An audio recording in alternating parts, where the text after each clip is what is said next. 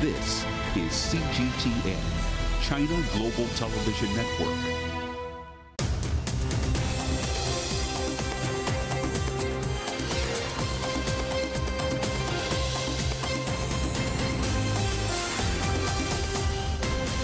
Live from London, this is The World Today.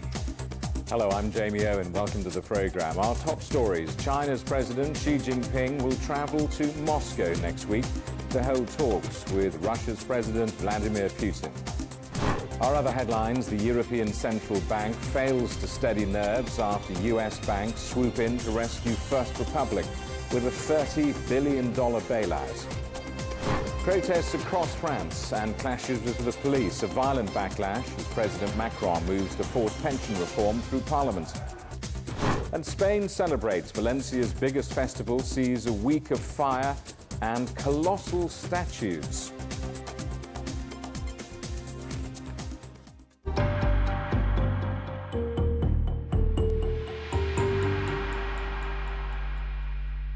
China's President Xi Jinping will travel to Moscow next week for talks with Russia's President Vladimir Putin. Beijing has confirmed a two-day trip by President Xi, which the Kremlin says comes at the Russian leader's invitation. While the conflict in Ukraine is expected to be a priority, China says the trip is also an opportunity to boost trade ties and cooperation in a number of areas.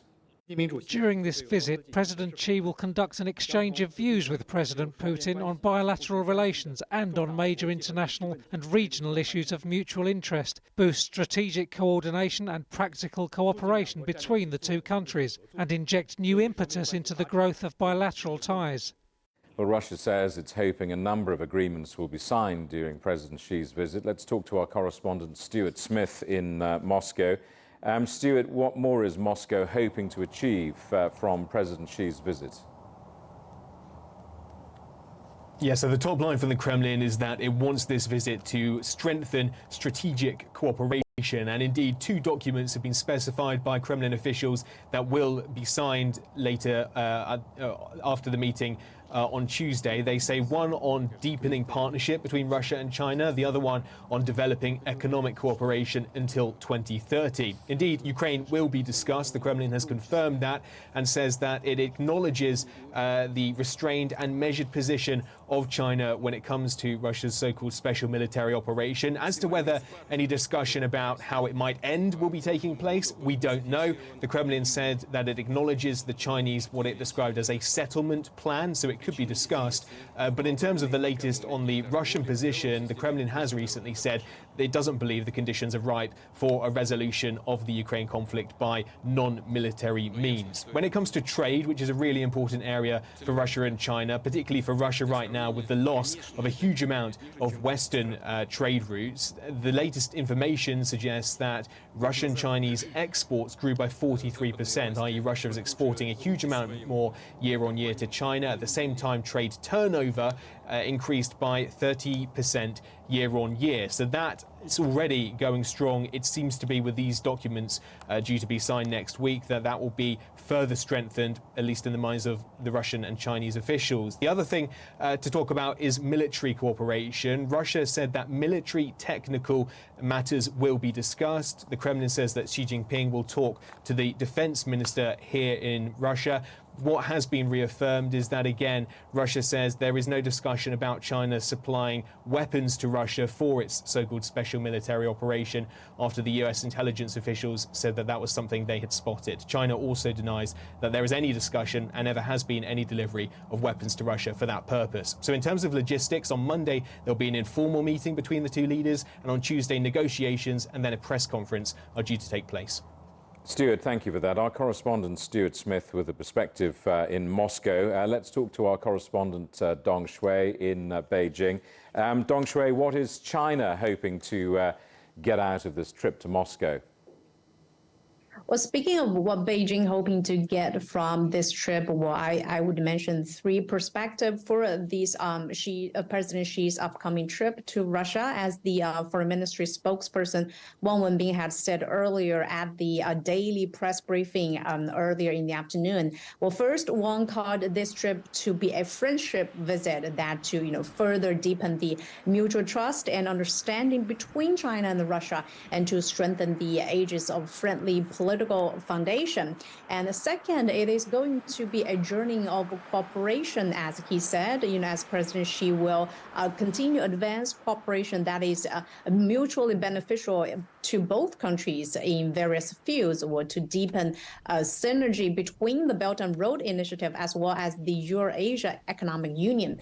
Well, China and Russia had kept a very long time cooperation in fields like agriculture, high tech, digital economy, aerospace, and trading services. So there are high expectations of expanding the scale of operations in these areas after President Xi's state visit. And third, the trip, according to Wang Wenbin, will be a peaceful one, and that the two sides will continue to promote democracy in international relations, to build a multipolar world, to improve global governance and contribute to the world development and progress. He again stressed the bilateral relations between China and Russia were based on the principles of non-alliance, non-confrontation, and the non-targeting of third parties.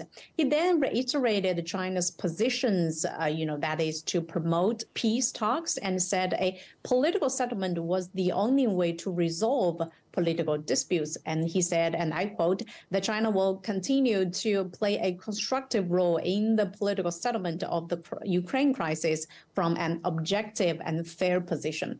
Well, during President Xi's visit to Russia, he is also expected to have in-depth exchanges with President Putin on bilateral relations, as well as on many international regional issues. Another thing I want to mention, as we're all aware, China's recent broker deal between Iran and Saudi Arabia had shocked much of the world. China's senior diplomat Wang Yi that night called this successful negotiation were a victory for dialogue and peace, and also example of what can be achieved under the global security initiative proposed by Chinese President Xi Jinping. So, experts say China aims to become a key player in the area of international conflict resolution. So, including that, the recent proposal for the peace process to end the Ukraine crisis is just another example of efforts in that direction. So many are still wondering if China will continue to play a role in resolving the Ukraine crisis. Dong Shui, thank you very much. Our correspondent Dong Shui in Beijing. Slovakia has become the second NATO member to announce it's sending fighter jets to Ukraine. Slovak Prime Minister Eduard Heger says 13 Soviet-era MiG jets will be sent to Kyiv, and announced plans for further air defense support in the coming weeks. On Thursday, Poland announced it'll send 4 MiG jets to Ukraine, while Denmark says it remains open to exports. However, the United States and Germany continue to rule out sending air defense systems. Finland's president is in Turkey ahead of an expected vote on Helsinki's bid to join NATO. Sauli Niinistö is holding talks with President Erdogan amid signs that Ankara is ready to approve Finland's bid. Finland and Sweden's applications have been held up by Turkey as it seeks concessions over what it says are terrorist groups operating in the Nordic region. In January, President Erdogan indicated he may fast-track Finland's bid, but said Sweden had failed to meet Turkish demands. Several major United States banks have joined forces to provide a $30 billion bailout for regional lender First Republic. JP Morgan, Wells Fargo and Citigroup are among the 11 banks who put together the rescue package. First Republic's share price has fallen by around 70% as investors scrutinize balance sheets following the collapse of the Silicon Valley Bank and Signature Bank. Well, let's talk to our correspondent John Terrett, watching events for us in New York. John, what does Wall Street think about this coalition and how it came about? Well, two schools of thought here, especially now that we've had a chance to have a sleep on it overnight. One is that this coalition of 11 banks is historic, and it is. I don't think we've ever seen this ever before. They're going to pump $30 billion into the coffers of First Republic, a regional bank that is thought to be in some trouble, clearly is in some trouble. It turns out to be Janet Yellen's idea. She's the Treasury Secretary. She phoned up Jamie Dimon yesterday. He's the head of one of the biggest banks here, JP Morgan Chase, and said, why don't we do this? What do you think?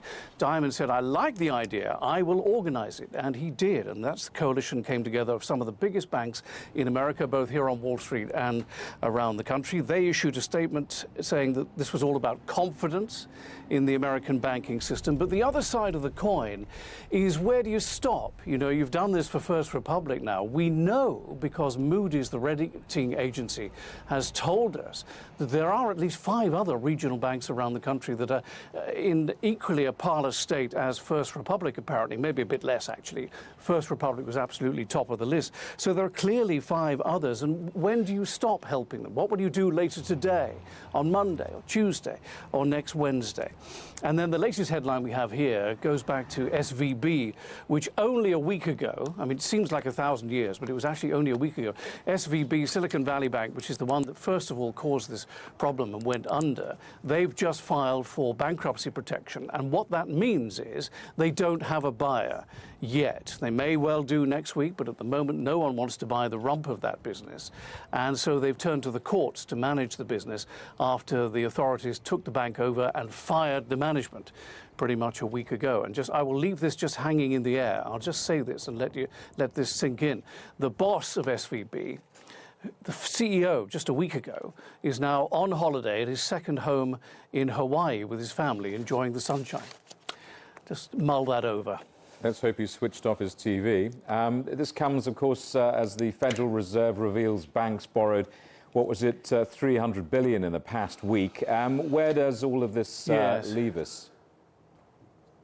Well, you know, I think there is a sense of hysteria that we need to work through now, that needs to be got out of everybody's gut and out of the system and out of Wall Street. I mean, one of the criticisms about Jamie Dimon and Janet Yellen doing this is that they've highlighted a problem again, and they're kind of at risk of spreading the contagion. Now, JP Morgan Chase, which is Jamie Dimon's bank, said earlier this week that it thinks that maybe up to $2 trillion. So we've already apparently had $300 billion taken out. Up to $2 trillion might have to be taken out by U.S. banks at the end of the day from the Federal Reserve's emergency fund in order to keep going. And another example of how bad things are. Credit default swaps, you can think of them as insurance policies. People are buying them at the moment against Credit Suisse and UBS and all the others. Well, the Credit Suisse credit default swap or insurance policy is trading at 18 times its rival in Switzerland, UBS, which might end up taking over Credit Suisse. So that's another example of just how worried people are. Another problem is the weekend is coming up. Lots of things happen at the weekend. Okay, this place doesn't trade, but people have time to think, and things have a habit of happening on Sunday night, as you know. In the meantime, JP Morgan might be taking over SVB, we're told. We'll have to see. Now it's all eyes on next Wednesday. The Federal Reserve must decide on a no interest rate hike or a 25 basis point hike. Likely 25 basis points now after the ECB moved with 50 yesterday. And finally, Jamie, the Wall Street Journal tells us today that the economy is resilient, but inflation is embedded and stubborn. And Goldman Sachs yesterday raised the risk of a recession here, but only to 35%. So you put that all together, and right now the Dow is actually down 200 points or 0.6%, and it's been worse than that since they got going about 45 minutes ago. Jamie? John, back to you in an hour or so. For the moment, thank you for that. Our correspondent, John Terrett, in New York. Well, that's the perspective from the United States. Let's see how European markets have reacted. Our correspondent, Paul Barber, is following the story. So how have the European markets reacted to this rescue deal in the United States? Well, Jamie, European stocks have slipped into the red. That's despite Credit Suisse and First Republic Bank receiving that financial help aimed at preventing a crisis in the banking sector. The Pan-European Stocks 600 index was nearly 1% lower. The FTSE, the DAX and the CAC 40 all there in the red. Most sectors in negative territory. European banking stocks are marginally higher, but still bearing heavy weekly losses, down almost 9%, their biggest fall in a year. Investors are cautiously welcoming the positive news from the United States and around Credit Suisse, but caution, Jamie, really is the watchword. In another sign that concern about banking stress remains high, the European Central Bank Supervisory Board convened a meeting today to discuss the situation, but they concluded that they see no contagion from this week's market turmoil and that exposure to Credit Suisse is immaterial, as they put it. So how is Credit Suisse looking? Well, the Swiss bank's shares had reversed Wednesday's dramatic 24% plunge after its biggest shareholder, the Saudi National Bank, ruled out adding any more to its stake. That, along with the regional bank failures in the United States, of course, really spooking markets. So Credit Suisse yesterday secured a $54 billion credit line from Switzerland's central bank, and it ended the session nearly 19% higher. However, today, shares are back on a downward slope, last seen around 9% lower. They are down about 26% this week and poised for their biggest weekly drop since 2008, the global banking crisis. While the bank said the funding would allow it to continue its revamp, it could clearly take time to win back client confidence. DBRS Morningstar became the first global rating agency to downgrade the bank's credit score to BBB. US shareholders also suing the bank, claiming it concealed problems. Bloomberg is reporting that in Asia and in the Middle East, several clients are cutting back their exposure. Credit Suisse insists that it has sufficient liquidity, but the last 5 years have been really tough, marked by a series of scandals and management errors that have pushed its market capitalisation from more than $50 billion to around $7 billion. So clearly, Jamie, we're not out of the woods. Paul, thank you very much. We'll be back to you during the course of the next few hours. Paul Barber, our correspondent. You're watching CGTN. Still ahead, protests across France after President Macron forces his controversial pension reforms through without a parliamentary vote.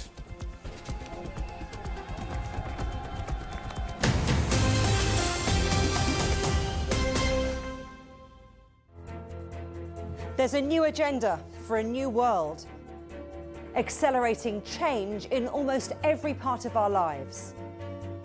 It's shifting the norms of how we work, travel, and connect. How we think, interact, and develop. It's a new reality, a new agenda with me, Juliette Mann. Ever wondered what's the difference between a bear and a bull market? Where are the cash cows? And who are the lame ducks? And what exactly are black swans? Grey rhinos? And unicorn companies? Make sense of it all with Global Business, only on CGTN. This week on Razor, as nature's engineers restore wetlands, they also restore habitats for other animals and plants, as well as reduce the risk of flooding. It's worth noting, Guy, the dynamics of the dam here, really interesting. You've got a fairly vertical front face, and then the back end of the dam tapers back down, and they'll push sediment and stones, anything they can get really into the back of that.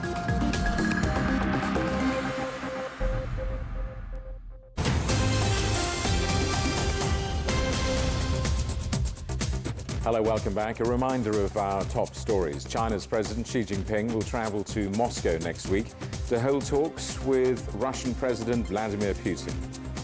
Our other headlines: the European Central Bank fails to steady nerves after US banks swoop in to rescue First Republic with a $30 billion bailout. There have been clashes in France overnight after President Emmanuel Macron's government forced through controversial pension reforms without a vote in Parliament. Protesters in Paris set fire to cars and rubbish bins, and riot police responded with tear gas and water cannon. There were similar scenes in other cities, including Nantes and Rennes.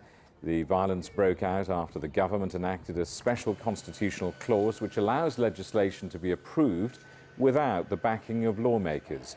The highly unpopular bill raises the retirement age from 62 264. Well, let's talk now to our correspondent Ross Cullen in Paris. Ross, this all looks pretty ugly. What's the latest on the political fallout?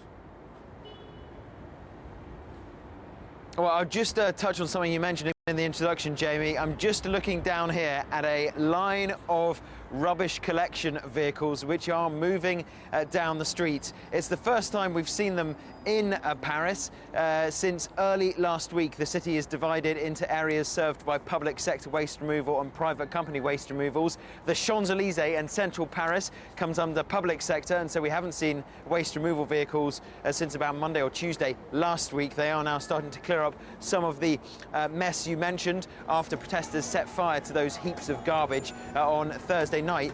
Politically, we have had in the last few minutes another motion of no confidence. So we've had two in the last hour put forward by the opposition to try to bring down the government.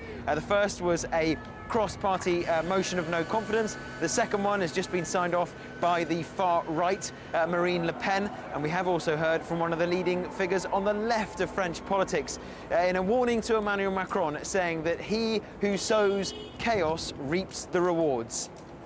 Ross, what now for the pension reform legislation? Is that it, or does the protest movement go on to another chapter?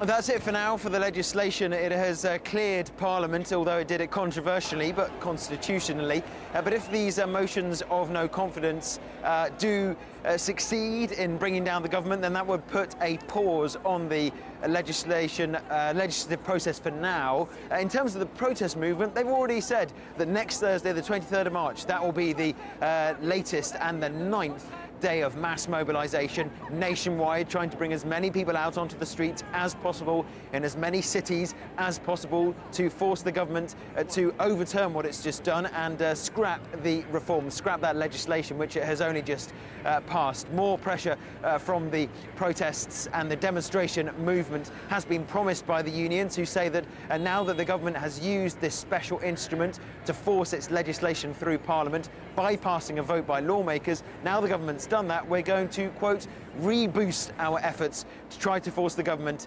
to switch direction. Ross, thank you for that. Our correspondent Ross Cullen in Paris. New Zealand has become the latest country to ban the video sharing app TikTok on devices for government staff. This follows similar moves by the United States and the UK. The Chinese-owned app has faced criticism over its security and the use of private data. China's foreign ministry says that data security should not be used as an argument against national security concerns. The former Pakistan Prime Minister Imran Khan has been charged with terror offences along with 2,000 of his supporters. Khan had already been charged with selling state gifts given to him while he was Prime Minister. He denies the charges. Supporters have barricaded his home and prevented the police access. The death toll from Cyclone Freddy, which battered Malawi and Mozambique, has now passed 300 people. Many are still unaccounted for. Malawi has declared 14 days of mourning and called for international relief as it tries to recover from flooding and landslides which have destroyed roads and homes. The storm is one of the longest-lasting cyclones, making landfall twice. Rain and power cuts are hampering search and rescue efforts. Rolls-Royce has received funding to build a nuclear power reactor to power a base on the moon. The UK Space Agency is giving the British company $3.5 million for the project. Rolls-Royce engineers and scientists will look at whether nuclear power could one day provide energy for life support, communications and experiments on a lunar base. Now, it's known as Valencia's Festival of Fire. Las Fallas is one of Spain's biggest parties. It was added to UNESCO's Intangible Cultural Heritage of Humanity list in 2016. And it's one way the Spanish Tourism Office is enticing Chinese tourists back to Spain. Our correspondent Ken Brown reports now from Valencia. Spain's most explosive fiesta. Las Fallas in Valencia attracts tourists from around the world with fireworks, street parties and papier-mâché masterpieces that are built to burn. Valencia was the last stop on the old silk route, and between the firecrackers and the traditional silk dresses there is a strong Chinese connection. The 2023 edition of Las Fallas has coincided perfectly with the reopening of the Chinese tourist market. Here in Valencia, in Fallas, we have the beautiful sunshine, and my emotion is like this. It's kind of like sunshine. I'm so happy to be back to the global travel. Gorgeous. Festivals like this one are a huge hit amongst tourists traveling to Spain and help keep alive traditions that sometimes date back hundreds of years. While this one might not be quite as well known as the running of the bulls in Pamplona or the tomato throwing festival La Tomatina, Las Fallas brings in over $60 million for the local economy. Almost 1 million Chinese tourists arrived in Spain in 2019, and they left more in the local economy per person than visitors from any other nation. China is by far the biggest outgoing tourist market on the planet. Chinese travelers took 155 million trips in 2019, spending over $255 billion abroad. This group of tour operators, journalists and influencers has been brought by the Tourism España office from Shanghai, Beijing, Hong Kong, Shenzhen and beyond to promote Spain back home. This is the first time that Chinese tour operators and journalists go out from China and come to Europe, and Spain has been the first country to organize that. In this case, they are coming to Valencia and they are enjoying Las Fallas. The Festival of Fire in Valencia is all about spring exploding into life. 2023 marks the first year that it's back to almost full strength since the pandemic.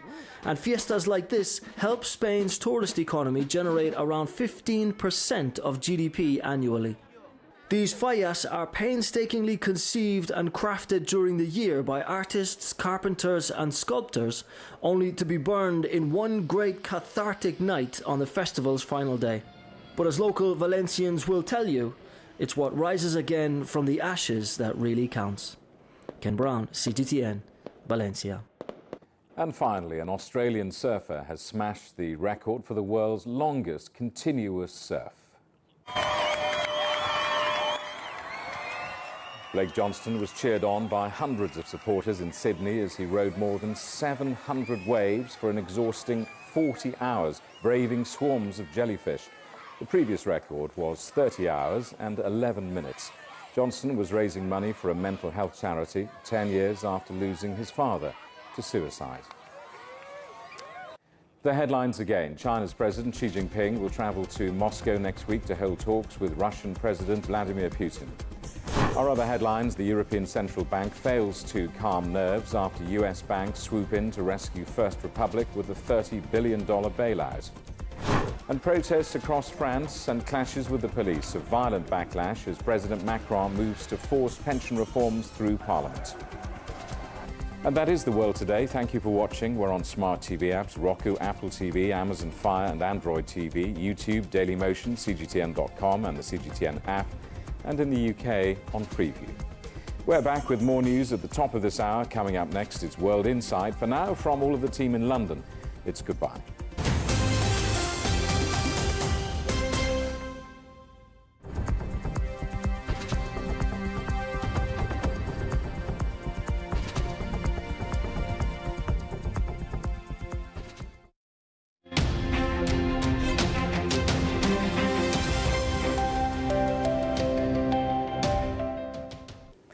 Hello and welcome to the weather forecast. I'm Danny. Well, over to Europe. Another round of wet weather is likely to pick up here from the north all the way down through into the majority of the Iberia Peninsula over this weekend. And snow will be mostly favoring the northern portion. Some showers will be sprinkling from UK all the way down through into the majority of France as we head into Sunday. And here for the rest of the continent, we'll see mostly sunny skies for both Saturday and Sunday. Temperature-wise, before we check about the temperatures for the business and travel outlook, here for the major cities up in the north, Helsinki is likely to see some overcast conditions on Sunday with high temperatures about 5 degrees Celsius. And about the temperatures change over the next couple of days across the continent, we can notice that cooler temperatures will be in store here for the majority of the West, while some warming trend in temperatures are likely to hit the majority of the eastern portion of Europe. So please dress up accordingly and be well prepared. And about business and travel. Overcast skies for London with a chance of showers in Paris during the morning hours on Sunday, and down in Madrid we'll see plenty of sunshine with high temperatures above 20 degrees Celsius, while the overnight low temperature will be just about 2 degrees Celsius above freezing. So please pay special attention to the big temperature gap between the highs and lows, and do wear an extra layer during the morning and evening hours to stay warm. And that is all from me. Stay tuned for more City Forecast.